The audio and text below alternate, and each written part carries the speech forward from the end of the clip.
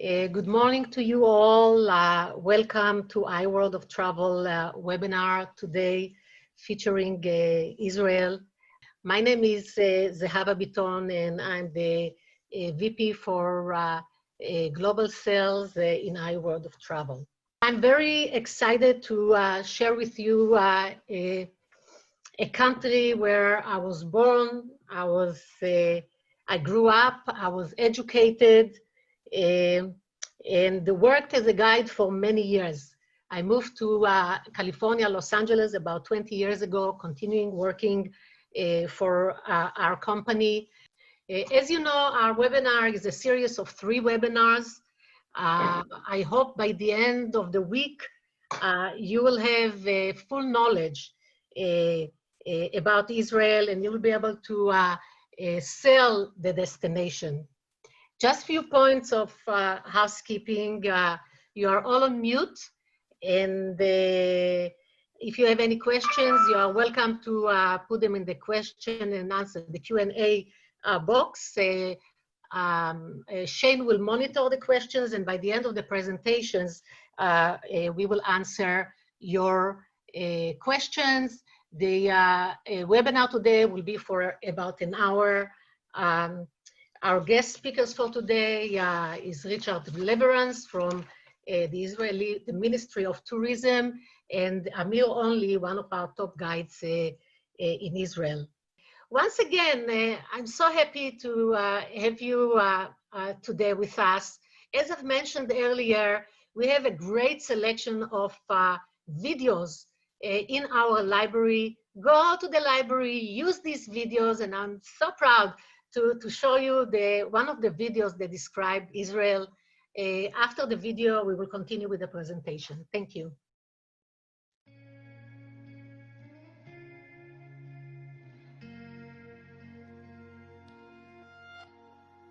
When you travel with us to Israel, you bring along 50+ years of expertise, an epic story begun by my father, Adi Gelber. His adventurous spirit is alive in every moment of the experience, and the local relationships he nurtured have endured through the decades to give you incomparable access to the wonder that is Israel. From a behind-the-scenes tour of the famous Bahas architecture in Tel Aviv to following in the footsteps of Jesus in Jerusalem, from an emotional climax at the Western Wall to a relaxing swim in the Dead Sea. If you think Israel is stuck in biblical history, we'll show you a vibrant, thriving, and dynamic culture with an ultra-modern vibe, an Israeli Silicon Valley filled with successful startups in science, space, security, and medicine. You'll also walk through the ruins in Caesarea, gaze at the Lake of Galilee, marvel at King Herod's Masada, ascend the Mount of Olives, wander through Nazareth and Bethlehem, and feel the centuries flow by, breathing in the fragrances that fill the air. Our custom trips are drawn from a menu of enticing experiences with something interesting for everyone.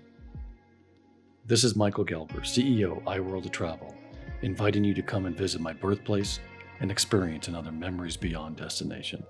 IWorld of Travel. Expect more. Do more.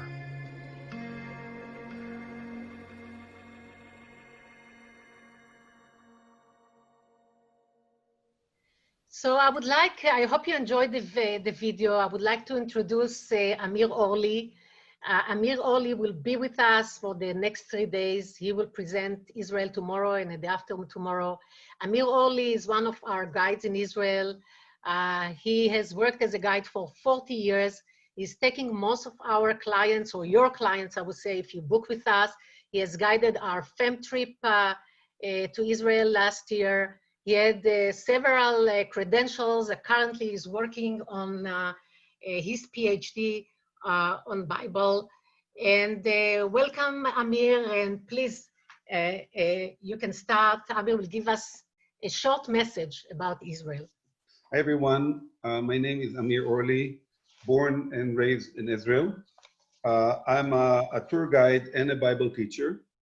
And a few things before I start talking about the destination, about the special angle that I was going to talk about today, I'd like to mention a few things about what an Israeli tour guide is. It's an academic profession you need to be licensed by the government, and you need to take a 2-year graduate school education and stand a whole bunch of tests before you get the license. And then this is only the beginning. And after that, year after year, you get to be more a professional and to know more and to perfect your skills. And so anybody that have had traveled to Israel and had a tour guide would tell you I had the best tour guide in the world. And it's actually true because they all are excellent. And I'm not selling myself here more than I'm selling everybody else. I'm selling a destination, but it is important to know that when we talk about guides in Israel, we actually talk about professionals that this is what they do for life. It's not kind of like a side dish. So this is point number one. A word about myself. Besides being a guide, I have been studying the Bible professionally and academically and been teaching the Bible for more than 30 years.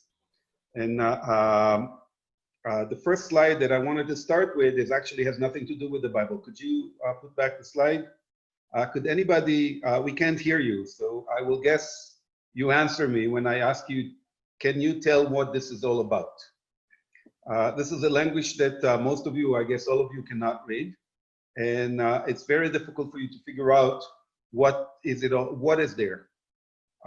So I will tell you, can you go to the next slide? This is what it is. It's the Hebrew translation to the American Gone with the Wind.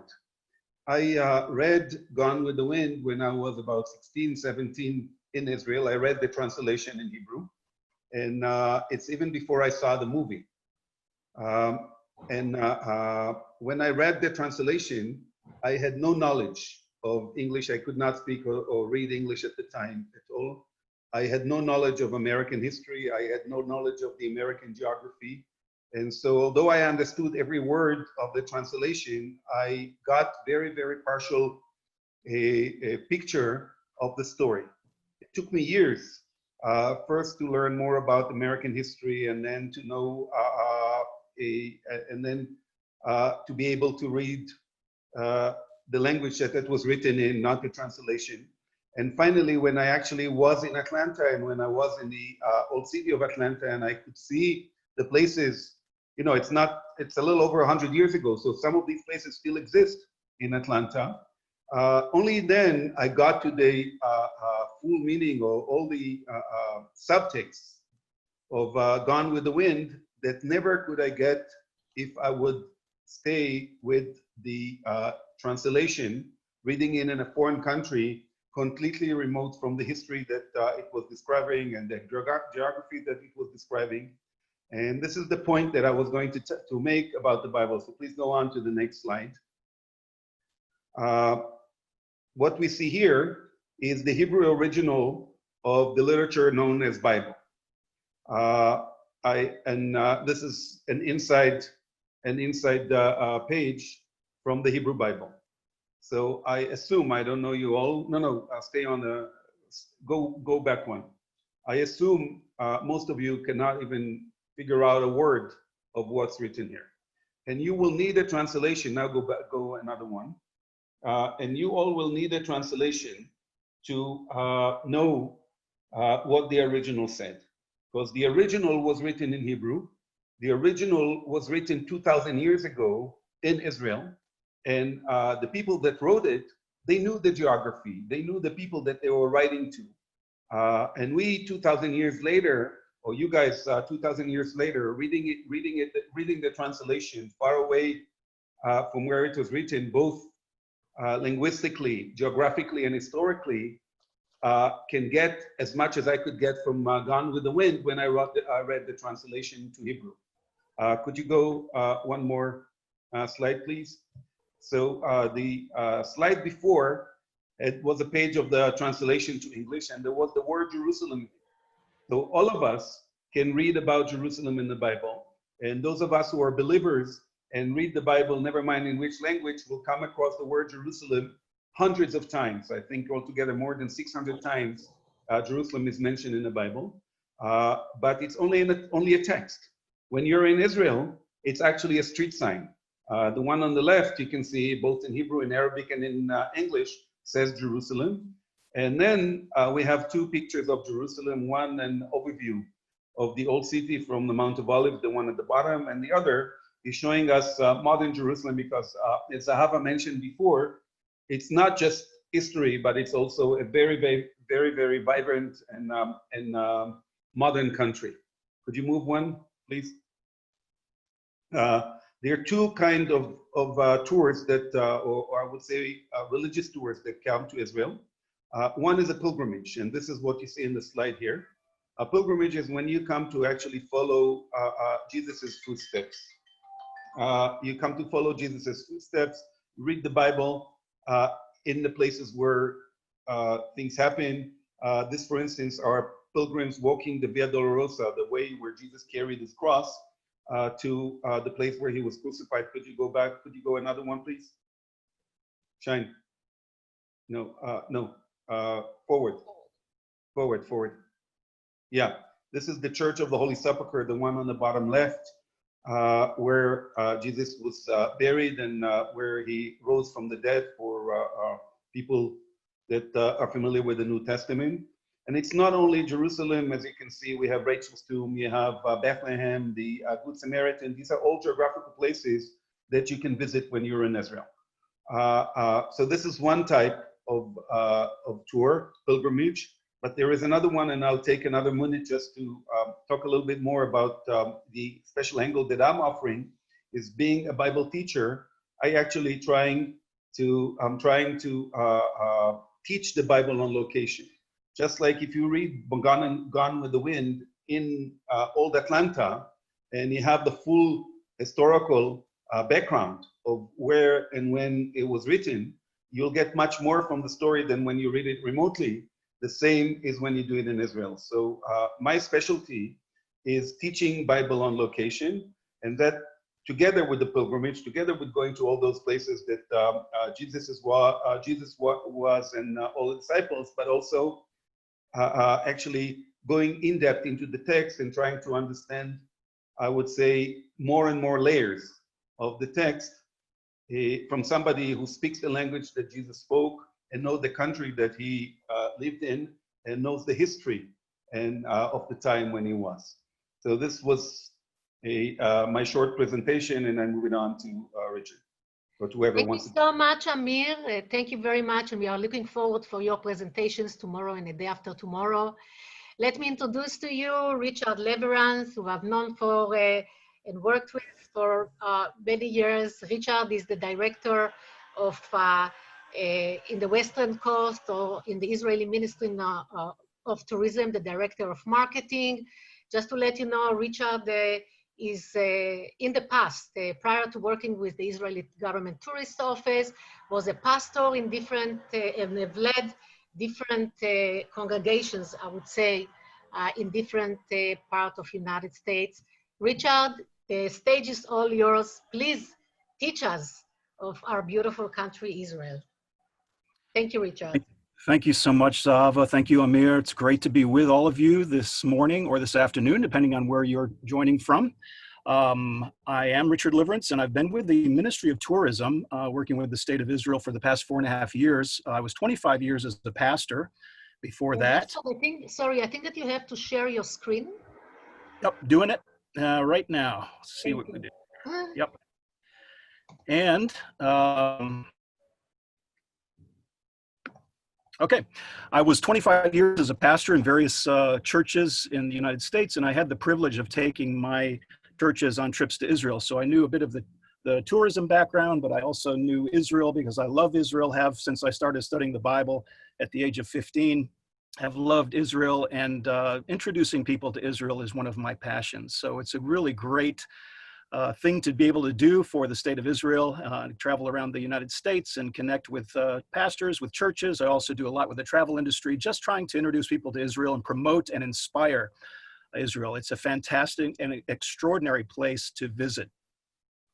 So it's great to be with you. I just want to take you on a little tour of Israel, actually. And Israel has so much to offer. We usually think of it as a religious destination, but Israel also has amazing tours and amazing things to discover. There are wine and culinary tours. There are adventure tourism. You can do high adventure in Israel, health and wellness. There are all sorts of things to do in the land of Israel.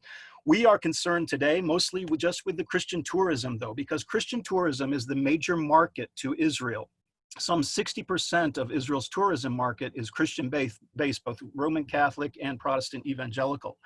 And that was where I was able to participate by taking my churches in the Christian market. It was fantastic. I want to begin our discussion here with this beautiful psalm, Psalm 122, and maybe some of you are familiar with it. David writes this: "I was glad when they said to me, 'Let us go to the house of the Lord.' Our feet are standing within your gates, O Jerusalem. Jerusalem that is built as a city that is compact together, to which the tribes go up, even the tribes of the Lord, to give thanks to the name of the Lord. For their thrones were set for judgment, the thrones of the house of David. Pray for the peace of Jerusalem. May they prosper who love you. May peace be within your walls and prosperity within your palaces. For the sake of my brothers and my friends, I will now say, may peace be within you. For the sake of the house of the Lord our God, I will seek your good." The reason I start with this psalm is because this really captures, I think, the passion that Christians have for the nation of Israel and the land of Israel. Of course, they've studied the Bible since they were little kids in Sunday school. They've grown up to love Israel as a place that they have never been to. But I love this because of the excitement of going up to the house of the Lord, going up to Jerusalem. And this was in the context of the tribes of Israel going up to worship the Lord there. But Christians also adopt the same sort of anticipation for going to Jerusalem. I remember the first time I saw Jerusalem was a fantastic and overwhelming experience for me. And that's true for many Christians. And I want to just take you on a little tour. And our tour of Israel really starts 4,000 years ago. 4,000 years ago, God spoke to a man in a distant desert region in a place called Ur. And he said to him, "I want you to leave your country, and I want you to go to the land that I will show you. And there, in that land, I will make of you a great nation. I will bless you and make your name great. And in you, all the families of the earth will be blessed." The name of that man was Abraham. And probably every single one of you have heard of the name Abraham before. As a matter of fact, no matter where I go, if I'm talking to pastors or I'm talking to Christian, Jewish, or Muslim audiences, or if I'm talking to non-religious audiences, travel agents, everybody has heard of Abraham. He is that central a figure to history. So Abraham left his country and he went to the land that God showed him. It was a tiny strip of land in the Eastern Mediterranean known at that time as Canaan or Canaan. And he lived as a nomad in the land of Canaan all of his life in tents. And he had a son named Jacob, who had a son named, Isaac, who had a son named Jacob. And Jacob's name was also Israel. And from Israel and his 12 sons, the nation of Israel was born. Now, most of you know the greater story and the story of Israel and how that story has impacted the entire earth, just as God promised to Abraham, in you, all the families of the earth would be blessed. Israel continues to be a blessing to people, not only on a religious sense, but also in all that it produces. Its impact and its role in the world today is phenomenal. And so what God said was true there. Fantastic. Israel's right at the center of something dramatic that God is doing. And that's why I oftentimes like to say that Israel is more than a destination. It's so much more than a place, a vacation spot. It's not really a destination like you would go to any other destination. Israel's at the center of a divine drama taking place in the earth. And that's why it is so exciting to step in there. And even if you're a non-religious person, I've talked to non-religious people, they step into the land of Israel and they say, I don't know what happened. But the moment I stepped there, I knew I was somewhere important. And they are changed by the experience. Religious and non-religious people are changed by the experience of stepping into the land of Israel. And I think the reason is because it is right at the center of God's heart and right at the center of something amazing that God is doing in the earth. I don't know if you've ever seen this map. This is an old map from the 1500s. It was written or drawn by a German man in the middle 1500s. His name was Heinrich Bunting. And he said, you know what, I'm going to use the coat of arms of my city of Hanover, which is shaped like a clover leaf. And I'm going to show the whole world is a clover leaf. And so you'll see there it has Europe, Asia, Africa, those three continents. And then notice right in the middle of these three things is a circle with a city, and underneath the city it says Jerusalem. What he is doing here, obviously he's not drawing an accurate map of the world, but he's showing something that has been an ancient longing and expectation of people, not just Jews, but people all over the world, that somehow Jerusalem is at the very center of the earth.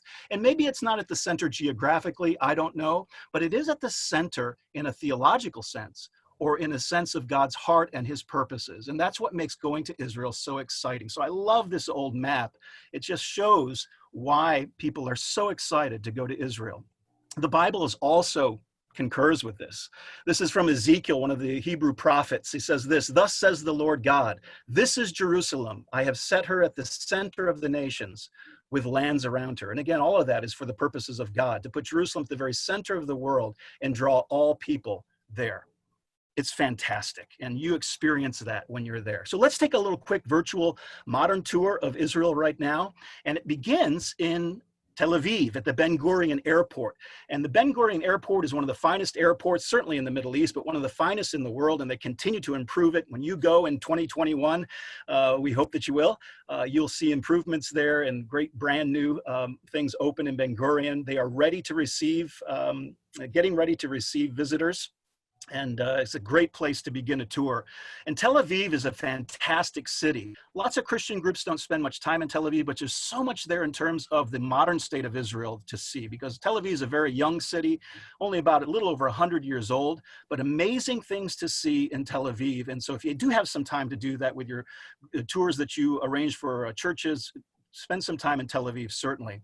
But there's also right south of Tel Aviv, and really a part of Tel Aviv, is the ancient city of Jaffa. This is one of the, if not the oldest port in the world.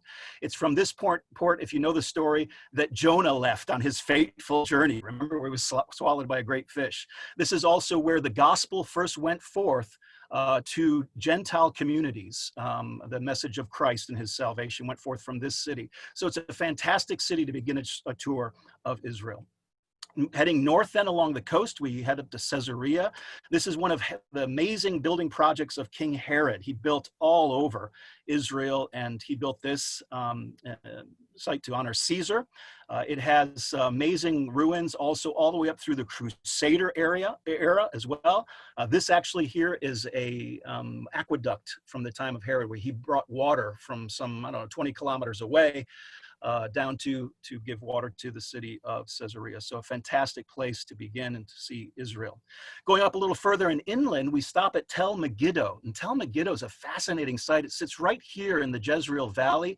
A tel is a man-made mound. There are some 25 different civilizations that are piled up on top of each other at this mound here. You can see a big gash there on the right side of the picture. That was actually when they first began to excavate Tel Megiddo. They brought a bulldozer in to see what they could find, and it may have destroyed a lot of evidence. However, it did show us how many different strata there were, how many layers of civilization at Tel Megiddo, all the way from the Canaanite era all the way up. And you see that what's excavated there on top there is from the kingdom era, the times of the kings of Judah and Israel. And in the foreground there of the excavated site are what we believe to be stables. King Solomon had horses and chariots stationed at Megiddo for the defense of Jerusalem. Moving on a little bit further inward, Nazareth. And of course, you know this Christian story. Nazareth is the place where Jesus grew up as a boy. It is a big, thriving city now. I believe it was just a village then. At the center is the Church of the Annunciation, which marks the site where Mary received the message from the angel Gabriel that she would bear the Christ or the Messiah. And so that's a relatively new church, but it sits over some ancient excavations of the old city of Nazareth. And then also there's a cute little place, a really wonderful place called the Nazareth Village, where you can actually step into what the life was like in the time of Christ. In period clothing, you see how work was done. Here's a carpentry shop, perhaps Joseph's carpentry shop at the time to look what was it like at the time of Christ. So really fun to see that.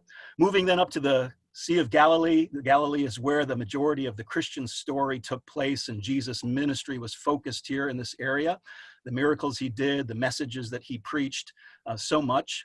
Right at Capernaum, which is right on the northern shore of the Sea of Galilee, there's an old synagogue there. This is a 4th century synagogue, but it sits on foundation stones from the 1st century. In other words, the synagogue that Christ preached in was right on this site. And there are great ruins to see in Capernaum. It's called the hometown of Jesus because this is the city he selected for his ministry in Israel.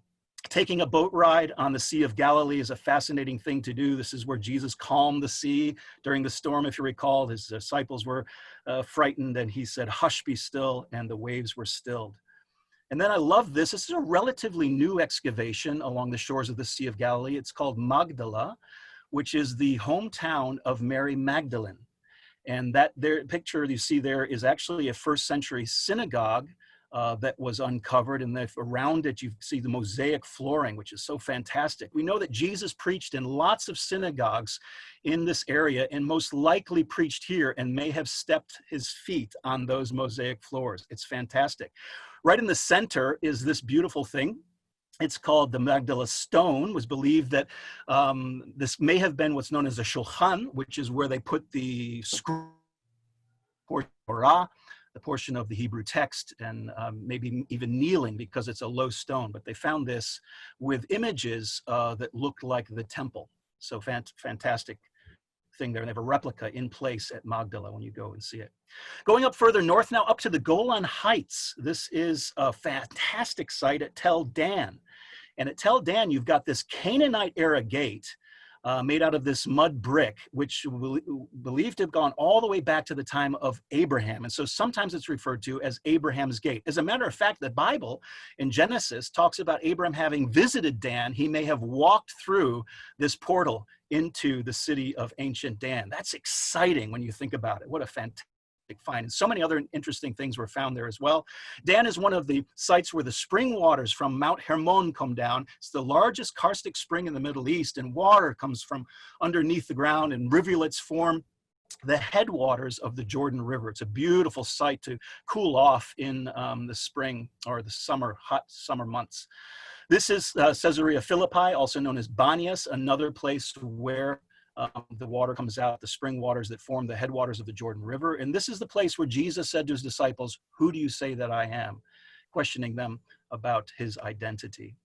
Let's move down now out of the Golan Heights, coming down the Jordan River Valley. Fantastic site called Bet Shean, the most magnificent ruins, Roman ruins in the land of Israel, and the tallest tell in the land of Israel. That big mountain behind is actually a man-made tell where multiple civilizations were.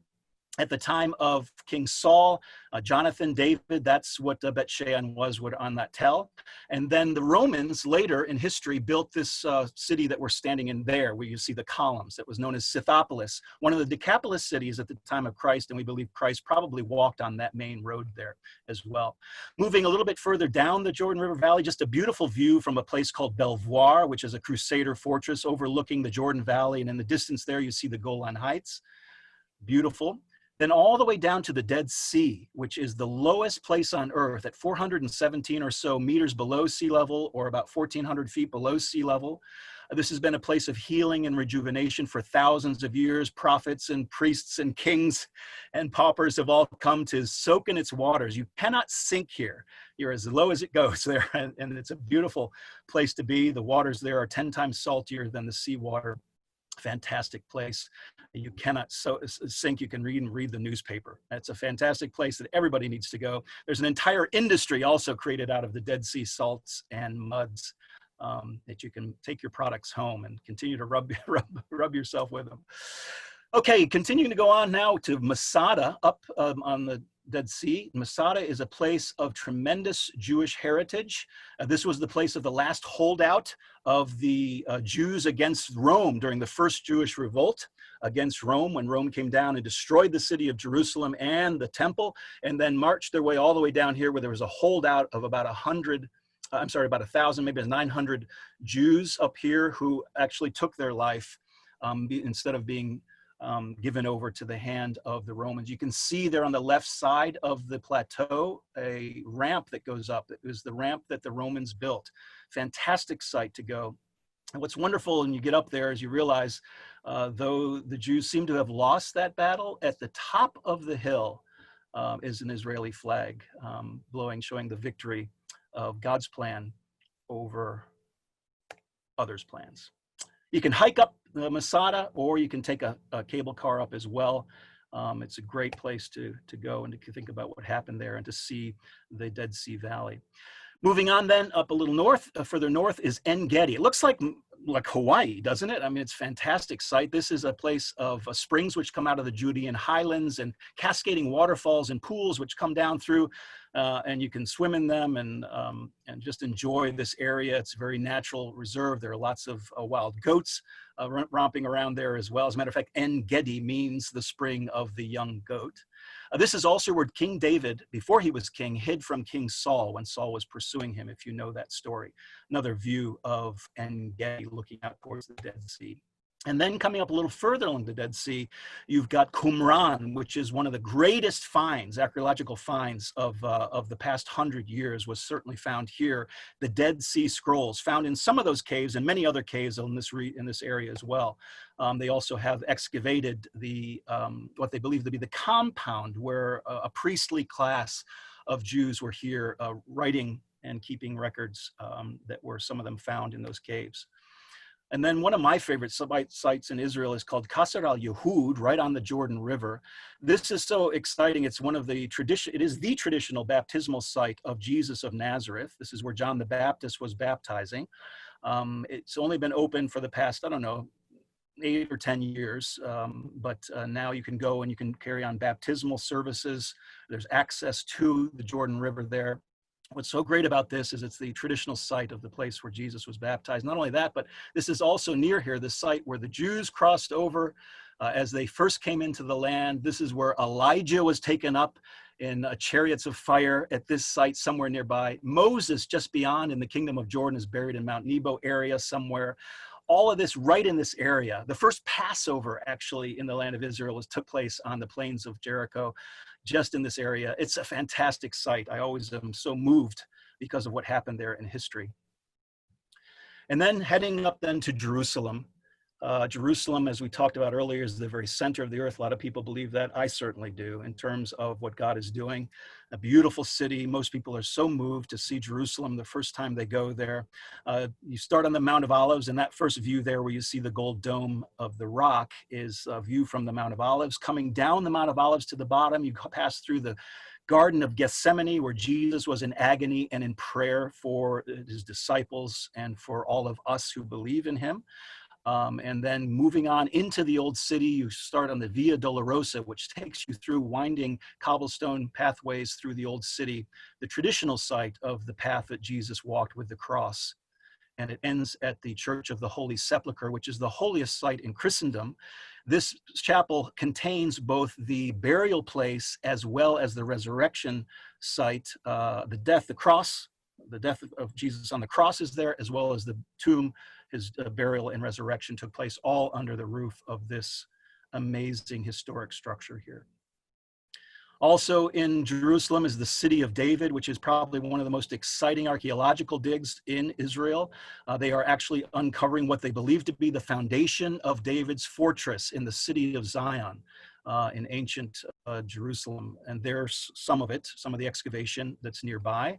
Also, one of the most exciting adventures in Jerusalem is to walk through what's called Hezekiah's Tunnel, where you actually walk through a spring water coming from the Gihon Spring, which is Jerusalem's ancient spring water, all the way through to the Pool of Siloam. And the Pool of Siloam, which is not fully excavated yet, but hopefully will be soon. And you walk sort of knee deep through the water that King Hezekiah dug this tunnel to protect the water source from the advancing Assyrians so many years ago, back in 700 or so BC. So fantastic things to see in the City of David. Also, the southern steps, which are the ancient steps leading up to the Temple Mount. Some people have said that if the feet of Jesus were anywhere in Israel, they certainly were on these steps. And some of the steps have been rebuilt, but there are still the ancient steps from the first century there that Jesus and his disciples would have used to access the temple. That's an exciting thing in the Davidson Archaeological Center. These are rocks thrown off from the Temple Mount by the Romans on the destruction of the temple in AD 70. Fantastic to see that. And then, of course, the Western Wall, which is the holiest site in Judaism, but all people of all faiths all around the world are welcome to approach the wall and to pray. And it's customary to put a note of prayer or of hope or of expectation there. And those notes are taken and buried a couple of times a year up on the Mount of Olives, so that the hopes and expectations of the whole world might be found in Jerusalem. And then alongside and underneath the Western Wall tunnels, where you can actually walk along the ancient Herodian wall of the Temple Mount. It's fantastic. Well, now what we need to do is make a little change here, because I'm going to have Shane share a video, and this is about Jerusalem. I think you'll really enjoy it.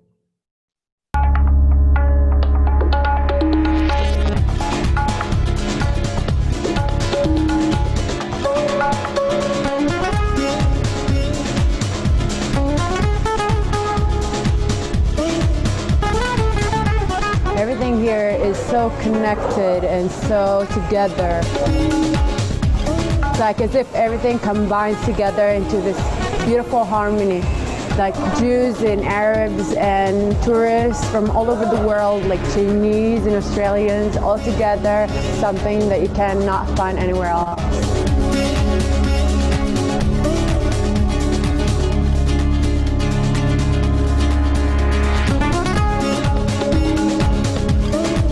When we walk in Jerusalem, we feel the story comes alive.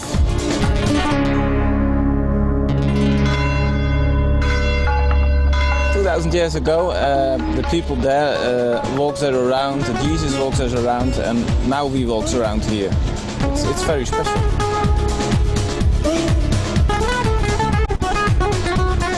I feel the sky is a bit closer. I feel that it's not just a story from the history books, but it's real and it's alive, and I'm a part of it.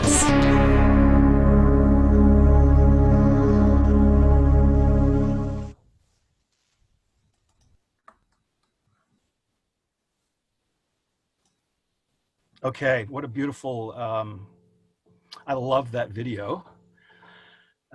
Because it's so true. When you feel alive when you're there in Israel and in Jerusalem especially, and you feel locked into the biblical story. I love what the guy from Switzerland says. He says 2,000 years ago Jesus waltzed around Jerusalem and we waltz around. I think that's beautiful. So let's move on then beyond this. A couple other really sweet spots in Jerusalem. One is the Garden Tomb, which is an alternate site for the death, burial, and resurrection of Jesus Christ. This is actually run by some English evangelicals. It was a site found in the 19th century. It's a first century, so they say, tomb, where apparently there's some early Christian worship went on there. What's neat about this site is that you can actually enter in and see what a tomb looked like in the first century and possibility of where Jesus may have lay. So some people are very moved by being at the Garden Tomb. And then of course there is the Israel Museum and the Shrine of the Book, where you can see copies or originals of the Dead Sea Scrolls and learn about the history of the Dead Sea Scrolls. Also, there is a model of Jerusalem at the time of Christ and thereafter. That's fascinating to see. So they have a model of you can see down there in the bottom of the photo, a model of the Temple Mount at the time of Christ. And then of course, Yad Vashem, which is Israel's national Holocaust memorial. And it's a fantastic place to go. It is so moving. And you need to spend 2 or 3 hours just to go through to give it what it's due, and just to consider what has happened in history and how significant that is to the nation of Israel and even the formation of the nation of Israel. And then you end your tour back in Ben Gurion for a full tour. And I can look over at the map, you can see how far we went. The bottom part of Israel there is Negev Desert. There's some very interesting things to see there. Maybe for a second tour, this was sort of a general tour for first timers, but another tour you might want to explore a little bit of the south as well, which some fascinating things down there as well. Let's just briefly talk about a few things, benefits of a trip to Israel. And this is something you can do as you appeal to pastors and churches to gain a deeper understanding of the Bible. That's what every Christian who goes comes back feeling as though they walked into the Bible. And now when they read the text of the Bible, they feel as if they're there. They see the sites where they were. An increased faith and love for the things of God, that certainly And then all Christians also talk about how great fellowship and friendships were made by being together in that. There's something when you share a very deep spiritual experience that you connect very deeply with the people that you travel with. So all of those are so important. Now, current travel situation in Israel, this is already outdated. But I should tell you, we'll talk about it in just a second. 4.5 million tourists annually. A lot of people are worried about going to Israel. They think it's not safe, but it's very safe to travel in Israel. 4.5 million tourists in 2019 we had. Over 1 million of those tourists were from the USA. As I said before, Christians make up about 60% of the tourism market, so it's an amazing market to reach out to in your communities. Tens of thousands of people are planning to visit Israel right now, and that's true. We're not open now, obviously, because of COVID, but people are planning to go, and it seems like every day we get calls, when are you guys opening? I've got to get to Israel. And I don't know if every destination experiences that, but Israel, people want to go no matter what's going on. Domestic tourism has already begun. There was supposed to be limited international tourism beginning in August 1st. Now, that was yesterday's news. Today's news may be a little bit different, just to be fully honest with you. Because the situation with COVID is so volatile, we don't really know. But we hope certainly by the beginning of 2021 that we can begin to bring tourists from North America back. That's our hope. But just stay with us and we'll try to keep you updated with what's going on. But health and safety standards for hotels and other venues are in place. They're excellent, what they're doing to keep people safe who are coming to Israel and keep them healthy. So Israel's open again.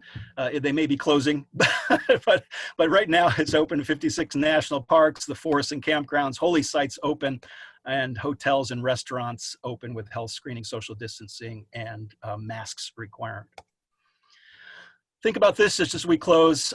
Here are some beautiful places to stay. This is actually the Waldorf Astoria. People wonder, what's it like to stay in Israel? Do we have to stay in a Bedouin tent? No, you don't. You can, and it's really fun to do so. There are some wonderful Bedouin experiences that you can stay in, but there's also 5-star hotels like the Waldorf Astoria, like the King David, like many others. You can stay in the kibbutzim, those small agricultural communities. Most of them have guest houses and some full-fledged hotels. You can stay in pilgrims' guest houses. Some of them are quite simple, but others of them are really opulent. And so whatever you desire to do, Israel has it. The food in Israel is absolutely fantastic. When the modern state of Israel was formed, everybody bought savta's recipes from all over the world, from South America, from Europe, from the Middle East, from wherever. And it has made an eclectic and wonderful, beautiful cuisine fare in Israel. And of course, wine in Israel. It hasn't been known to be a wine destination, but it is now. There are some 400 major wineries and boutique wineries in Israel, and people are loving the wine that's there, and it's taking some of the prizes now from Europeans as well, because the wine in Israel is fantastic. As a matter of fact, you may not know this, but the greatest vintner in the world is Israeli. Yeah, a lot of people don't know that. He actually once turned water into wine. So, and by all accounts, that wine was exceptional. So I hope that you come and try the wine and try the food in Israel.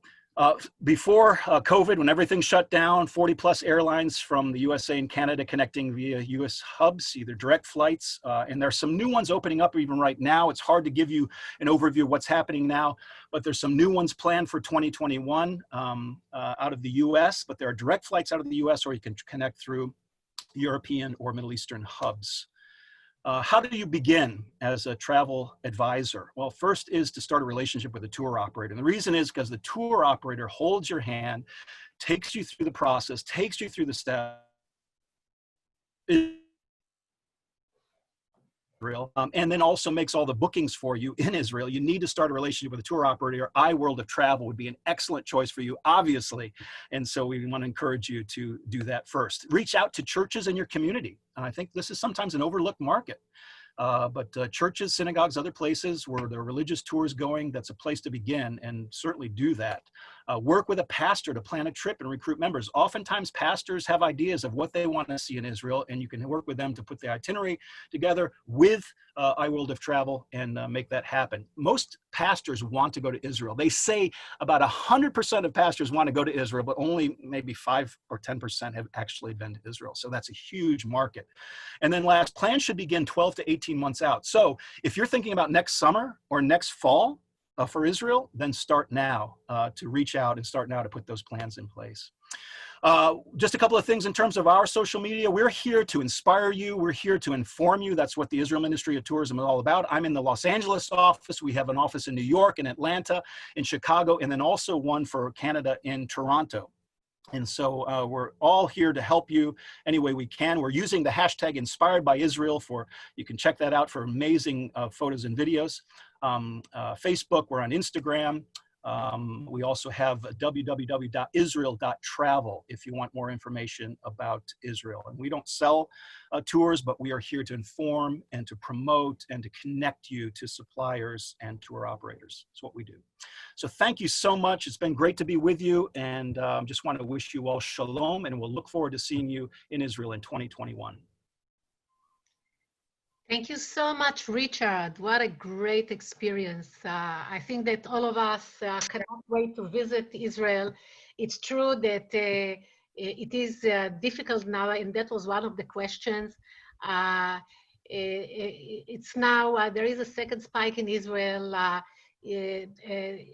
Americans or tourists cannot enter to Israel, and if they enter, they have to be quarantined for 2 weeks. They are dealing with it in Israel. The first part, they've really done an amazing job in Israel, and they are dealing now with kind of a spike. And as Richard has mentioned, we hope that the travel will be back to Israel in 2021, or by the end of the year. We will definitely inform you. But I really hope you took a lot of information with you. What's fascinating is about Israel that when a client calls you, you really have, you have to use a tour operators who has the tools and the knowledge to really suit the right itinerary for your clients. And this is something that we will be gladly work with you. Let's, Shane, let's read a few of the questions so we can answer a few of the questions. Yeah, and starting off, most of my, from Claudia, Maine, most of my customers are from Mexico. Are we able to do FIT and small tours in Spanish? Absolutely. We have a division for Spanish-speaking clients. We'll be able to design your tour and of course have an itinerary, a full itinerary in Spanish, and the guide will be a Spanish-speaking guide. So not a problem at all. We'll be happy to help you. And then someone was asking, or well, they were talking about the increased confidence to sell Israel, and they were curious what they would be, or what would be the next steps as far as reaching out for materials, marketing, as well as destination marketing materials and videos for them. Absolutely. As I've mentioned earlier, you can go to our website, use the video that we have shown earlier about Israel. If you need more material, communicate with us, contact us. We will help you to gather the right material for your clients or your church.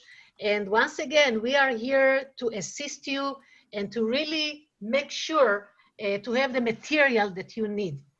This is, I've mentioned it earlier, this is who we are. We are here to support you. We are here to support you by all means with our marketing division, who is headed by Shane, who you can hear now, and he's one of the best professional to work with for such material. Absolutely communicate with us.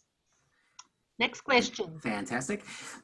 This one I believe is for Richard. Can we access a tourism board media library for photos and videos that we can use on our agency website? Richard? So yes, we've got some resources that we're putting up. We're sort of redoing our website at Israel.travel. So you can access it there. But there's also, we have a, that's just dropped out of my head, but the photos and videos also on, what is it back there? Yeah. Flickr? Flickr. Yeah, it's on my your signature. presentation at the end. Yeah. Flickr, a Flickr account. Flickr, yeah. was thinking Shutterstock, but I know that wasn't it. A Flickr account, access any of these, use the graphics the photos off of those, you're welcome to them, yes. Next question. One moment. Of course, I mean, with the bus, is it? Okay. Were you going for that bus question? Yeah, you can read it. Read the question, Shane. All right. Do you have any idea as to how many passengers will be permitted on a bus tour post-COVID? You know, as Richard has mentioned earlier, we are taking the precaution with hotels and the tour operators. I don't think that there is such protocol to how many passengers in a bus, but we have buses up to 50 passengers. Definitely, if once we would sell, if you would have a group of a small group and you will be in a mini bus, today it will be a midi bus. So you will have a space between the seats, or maybe one passenger with a per seat. But this is definitely something that we are looking at and to plan due to the COVID-19. Absolutely. We will not be able to see, I don't think, at least from my part as a tour operator, we would not want to see a packed buses with no empty seats, definitely. You will also be asked to do a health screening before you leave for Israel, once Israel opens, that is.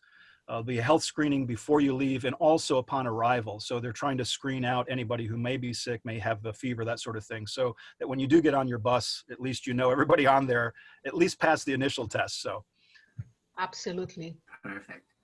Okay, so if you only have 4 days in Israel, what are the must-see locations for Christian faith? For Christian tour, I mean, you can go ahead, Richard. Or should I go ahead? The question was if you only had what? 4 days. 4 days. I think I would spend, well, that's, the two sites for Christians that are of most importance, I think, would be the Galilee area and Jerusalem, those two.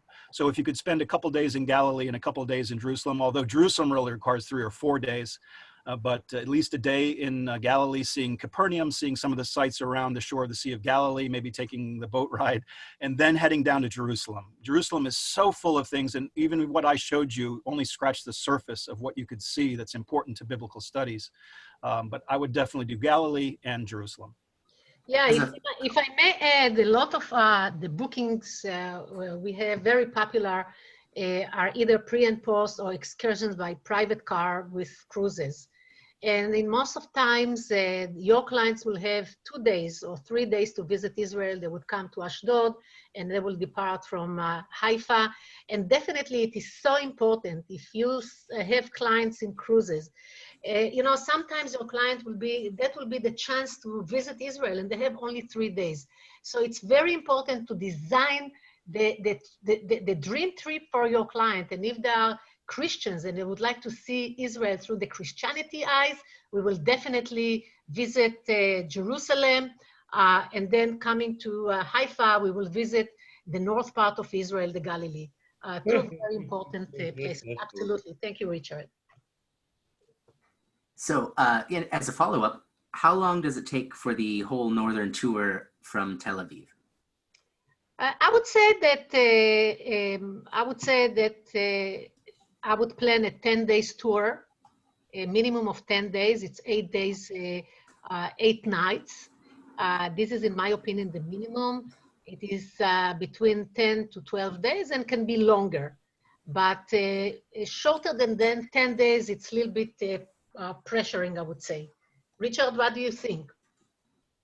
Yeah, the tour I showed you could be easily done in 7 or 8 days, no problem. You come into Tel Aviv, spend a night in Tel Aviv, go up maybe 2 nights at the Sea of Galilee. All of that travel from Tel Aviv to Galilee can be done in a day, essentially. And then 2 nights in Galilee, then down maybe 1 night down at the Dead Sea area, and then 3 or 4 nights in Jerusalem. You could easily do that. Absolutely. But once again, I strongly recommend if your client doesn't have the time, of course, that we can always squeeze the tours, but I would recommend something like 10 days, 8 nights. It's perfect to visit the country. As you could see, Israel is a very small country, so to get from one place to another doesn't take a long time. So I would say 9, 10 days, absolutely. Next question. Do we have more questions? Yeah, we have a couple more. So in the same vein as time and FIT, can clients stay longer at the Holy Sepulchre? And what is the lines like related to the tomb? Well, of course, once again, with my experience as a guide, we used to visit the Church of the Holy Sepulchre. I used to take the group early in the morning, so at least we could beat the the crowds to the Church of the Holy Sepulchre. We will be able, your clients will have time to experience the change of the Holy Sepulchre. And if they have time, they can always be back and visit church by themselves. But definitely they will have time. At times it takes, there is a long line, but once again, Amir, this is the reason that your client is visiting Israel, and we cannot take away the experience. They will have time to spend in the Church of the Holy Sepulchre. That's correct. Well, right now it's empty. Can you hear me at all? Yes. Mm-hmm. Yeah, right now it's empty. A friend of mine just was there yesterday, and there was one woman. But that is very unfortunate, and nobody really knows how these things will progress. We don't know when the skies will reopen. So all this, we can just guess. In high season, sometimes you really need to spend a couple of hours online just to get to touch the stone from where the tomb was. Many, especially Catholic groups, would just, this is what they're there for. So they'll go early in the morning and they'll stand on line, and it's quite, I would say, upsetting line to stand on, but this is really what they come for. There are others that just, satisfy with seeing the site without literally touching the stone. Then you can spend no more than half an hour there and in and out. There is no limitation to how long you can stay in the building. People that, pilgrims that want to stay there and pray or meditate or do whatever they want, they can spend a full day if they want. So it's anything from, I would say, half an hour to full day. It's how much time you can spend there. Perfect. The next question was, there was another point that I wanted to make. Mm-hmm. People probably do not realize how small Israel is. The whole country from side to side, if you drove it straight, would take you 6 hours to cross Israel from north to south. From east to west will take you less than 2 hours. So everything is very, very near. You're not spending any time traveling. It's sightseeing, actually destination after destination with no, or site after site with no driving time almost at all. That, for a country, maybe it's disadvantage that it is so small, but it's actually advantageous for tourism. You don't really need to waste any time getting from one place to the other. Good point. Now, are the tours accessible for people with mobility issues to do, say, a Catholic pilgrimage? We have, Israel is very accessible to people, let's say on wheelchair, or even people that have a problem with eye vision, or people of hard of hearing. Israel is very accessible by law. By the way, every place has to have access, but frankly, there are places, that are 2,000 or 3,000 years old, and not all of them are accessible. So if you come on a wheelchair, and I've led a whole bunch of tours, a whole bunch of people that did come on wheelchairs, and they, I would say 70 to 75% to 80% of the sites were accessible. Yeah, I mean, absolutely. I mean, if you have a client who have problems, walking problems, and so on and so forth, contact us. We will have to design a special itinerary for them, and to make sure that they will visit the sites that are accessible for your clients. Absolutely. And I'm sure, and once we're in contact with the advisor, we'll work for their clients' plans and make sure we hit all the sites they really want to. Absolutely. Perfect. Do we have any, are there any FAMs planned to Israel in the future? We are planning a FAM to Israel. Our FAM was last year in, actually this year, January. It was an amazing FAM. It was to Israel and Jordan. We will plan our next trip, our next FAM to Israel, and definitely follow us with our newsletter. Once we will have it, we will offer it to you, but you can send us an email. Send me an email if you are interested to participate in one of the FAMs. Absolutely. Fantastic. Next question. What is the minimum number to be considered a group? A minimum number of group is 15. 15 and more, generally 15 and more is a group. So, I mean, I know that Richard spoke about it earlier. I always tell to travel agents, look around you. This is a time when we have, this is now time when we have spare time in our hands. Look at the churches around you. Look at the temples around you. Look at the even clubs, organizations. Don't be shy. Go out and try to be visible to these churches, because sooner or later you will hear about the church that is next to you that took, the pastor took a trip, and you could have done it as a travel agent. So go ahead, look around, and be sure to let leaders know that you can set for them a great experience to Israel. Absolutely. Fantastic. Next question is about Egypt to Israel. Are there any issues traveling from to Israel after visiting Egypt? There are no issues at all. Israel and Egypt has, peace agreements. The matter of fact is that many of the bookings we have is a combination of Israel and Jordan, Israel and Egypt, or Israel, Jordan and Egypt. At the moment, once again, I'm even not sure if flights can go between Israel and Egypt, but definitely as from when Israel will be open, it is a great experience, And then, what is the best time of year to visit? The best time of the year, I would say, is the shoulder seasons. We have 4 seasons. You always have to bear in mind not to visit Israel in high holidays or in the summer, because it's very hot. I would aim for October, November, and December.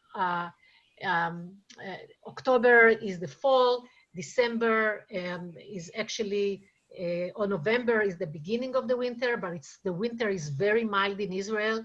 I personally love the spring.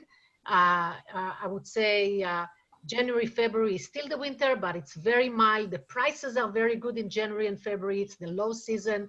March, April, as long as you avoid the holidays. Once again, this is the reason you have to communicate with us. These are great. This is great time to visit Israel. Israel is lush, a lot of green, a lot of flowers, and beautiful sceneries. I see that Barbara Lemel joined us and said that it was a terrific presentation. Barbara, good to hear from you. I hope to see you sometime soon. Any other questions? Yeah, quick question to follow up that is, can you give me an idea of what it is like in April due to Easter and Passover? Once again, I would, unless your client, there are many clients who wish to visit Israel during the holidays, Easter or Passover. These are high holidays for both Christians and Jewish people. Definitely Israel will be very crowded. The hotels will be packed, as well as sites will be packed. But once again, Israel is available in these dates. It's only our clients will tell you, I would like to visit and I would like to experience Israel during Easter. If they want it, we will design the tour for them, but definitely it will be quite, I would say, packed with tourists. At the same time, it's a great experience to have the procession to the Church of the Holy Sepulchre. Absolutely. Any other questions? Oh, excuse me. Yeah, I have one for me, Mike, actually. Dr. Carl Quenzel was asking if this webinar will be recorded, and if so, how can you watch it again later?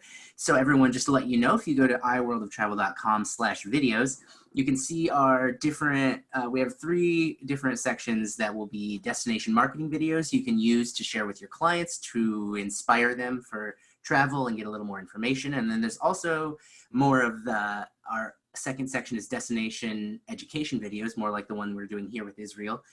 We have quite a few other destinations, and once this video is over today, we will be sending it out as a replay to everyone that's attended, and we will also have it on that site. So if you go to iworldoftravel.com/videos, you can see those there. And then there's also other leadership webinars we've done, such as selling group and FIT, not necessarily destination specific, but more advisor tips and advisor education. So you can see our videos, our destination marketing videos, our destination education videos, and our advisor education videos, all at iworldoftravel.com/videos.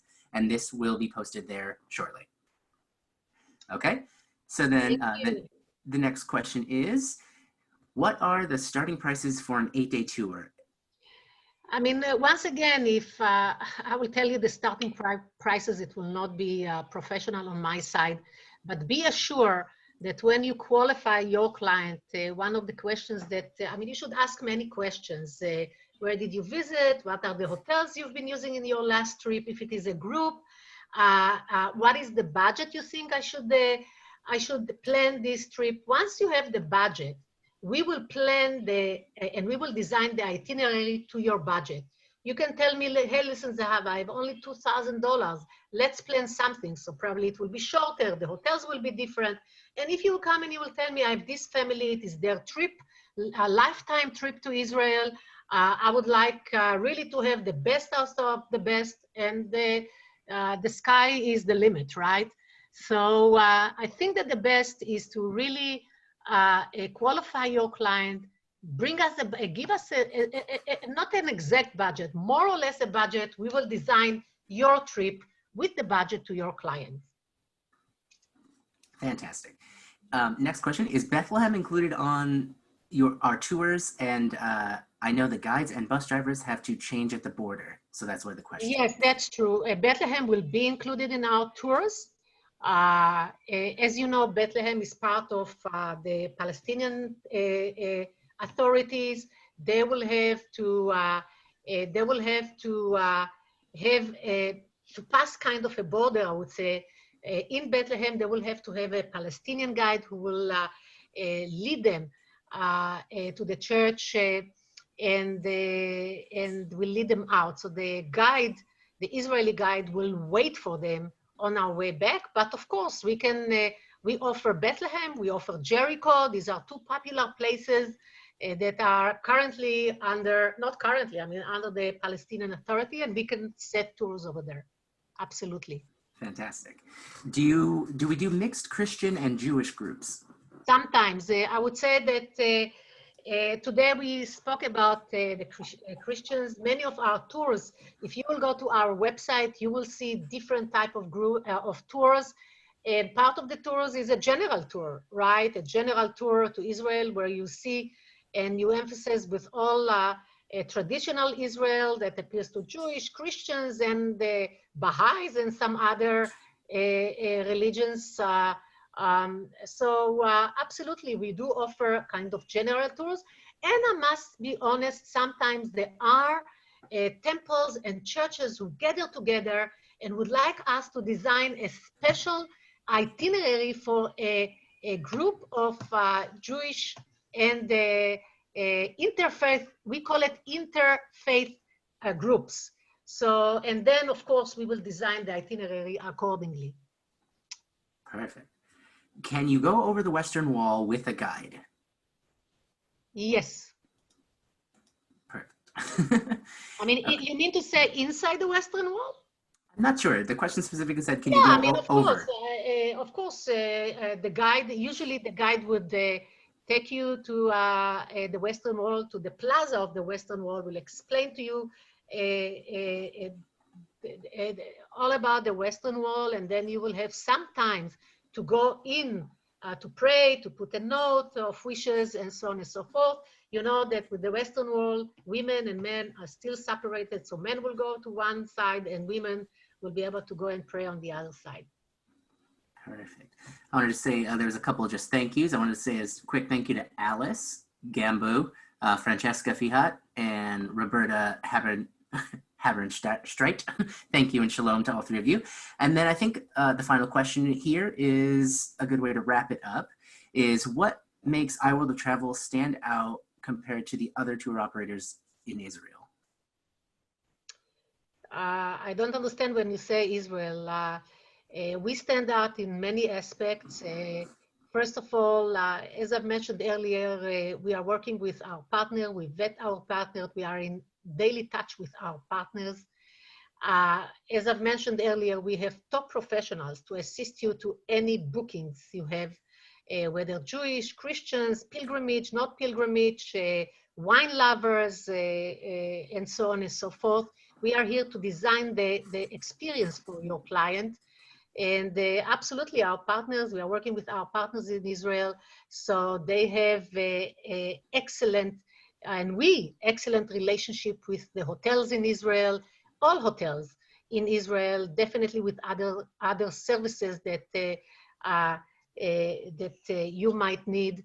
We use the best guides. One of them is Amir Orly, that you have heard today, and he will be presenting tomorrow. So I cannot tell you what others are also good, but I can tell you who we are. And I'll be happy if you'll be able to call us whenever you have any booking. And then we've been booking tours and trips to Israel for 50 plus years. Oh, absolutely. Absolutely. As I began my presentation, our company began in Israel.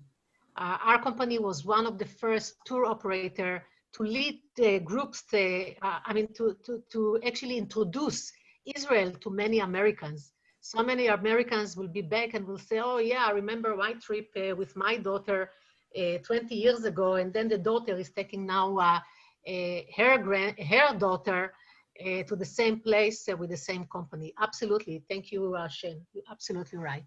Fantastic. And then a couple of just more thank yous. Another to Barbara Lamel and Kimberly Roberts. Thank you so much for attending. Thank you too.